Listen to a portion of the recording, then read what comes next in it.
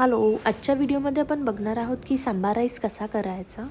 तर इथे मी तेल घेतलं आहे, जिरं मोहरी टाकलेली आहे, हिंग टाकलं आहे,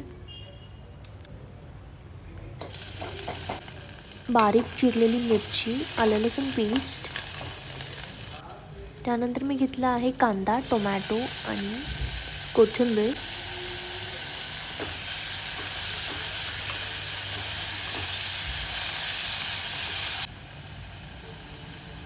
मीठ टाकलं आहे, हळद टाकली,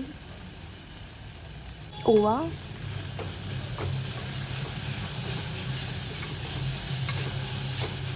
आता आपण यामध्ये टाकणार आहे सुहानाचा सांबार मसाला.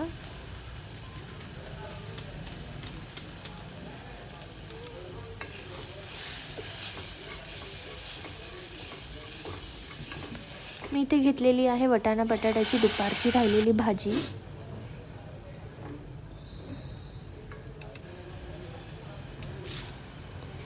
दिल्ली राईसमध्ये डाळ टाकलेली आहे, तुम्ही आवडीप्रमाणे कुठलीही डाळ टाकू शकता. लॉंग राईस घेतलेला आहे मी इथे. तूप टाकलं 1 चमचाभर.